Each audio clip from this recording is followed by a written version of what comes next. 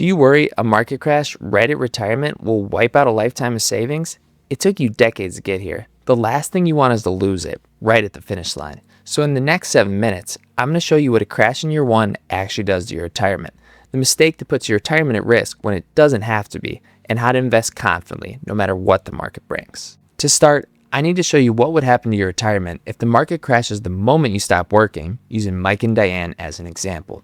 They're 65, have saved over $1 million, and they're worried about exactly that.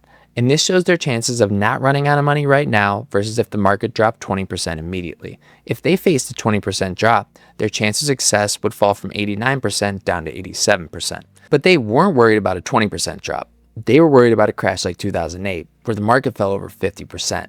And if we instead simulate a 50% drop immediately, it would drop their chance of success all the way down to 59%. So if a crash could cut their chance of success nearly in half, it's hard to blame them for wondering if staying invested is worth the risk. So to see whether it is, let's test it in our software. Over here, this bar measures how their investment returns affect their chances of not running out. Right now, we're assuming a conservative 6% rate of return if they stay invested. But if they move to cash, we want to use a return of 3%, or 3% less than what we're assuming now. And even though this means lower returns, taking the risk of a market crash off the table has to be safer, right?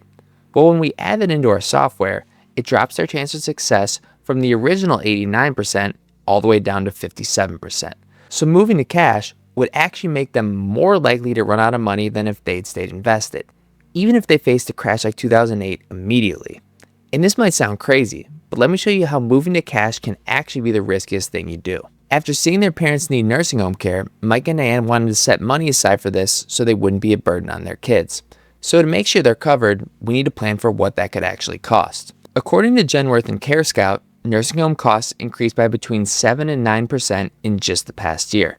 And using their cost of care calculator you can see on screen, nursing home care is expected to cost around $30,000 a month by the time they're 85.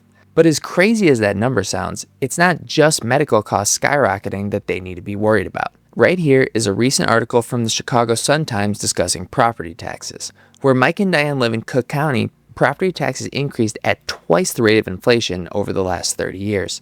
So if they want to stay close to their kids and grandkids, they have to be prepared for these costs to continue to skyrocket. And across decades of data, one of the only ways to keep up with rising costs has been to invest in the market.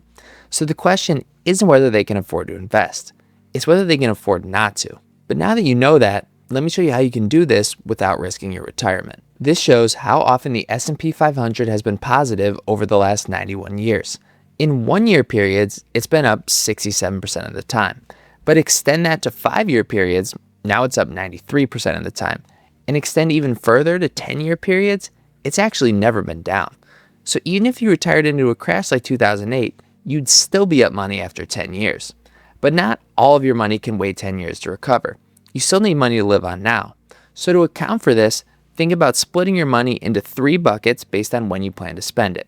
For money you plan to spend in the next 2 years, keep that in cash or very stable investments. Then money you'd spend between 3 and 10 years, invest in bonds or conservative stocks.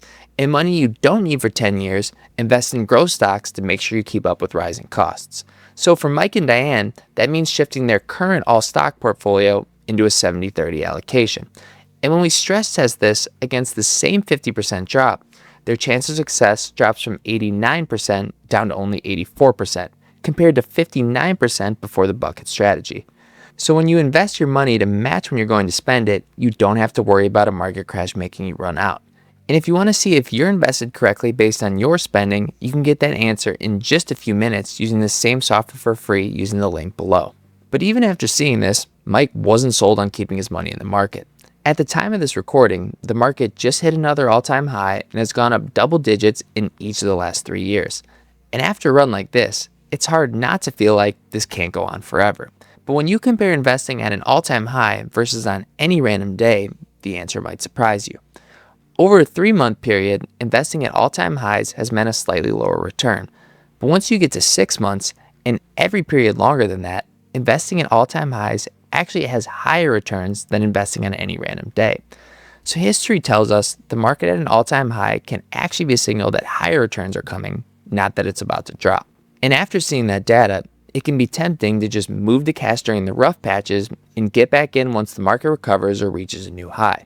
But in the last 30 years, 7 of the 10 best days in the market happened within just 2 weeks of the 10 worst days. So if you tried to sidestep the worst drops, you'd have also missed some of the best days too. And that might sound like a good trade, but here's what that would have meant for your returns. Over that same period, missing just the 10 best days would have dropped your returns from 8.4% to 5.6%, so about 3% less. And as we saw in our retirement calculator earlier, a return of 3% less was the difference between a successful retirement and running out of money. So if Mike and Diane tried to avoid market volatility and missed just a few of the best days, it could cost them the returns they need to fund retirement. But no matter how much historical data we looked at, Mike was still hesitant. Between AI, oil prices, and the national debt, he felt like right now was different from any other time in history. And he's not wrong to feel that way. But if you retired in 2000, when the market dropped 50% and it looked like the tech bubble had broken the economy for good, how do you think you would have felt? Or in 2008, when the entire financial system collapsed? Or in 2020, when COVID shut the whole world down? But if you retired 30 years ago and lived through all that, $1 million investment in the S&P 500 will be worth over $6 million today.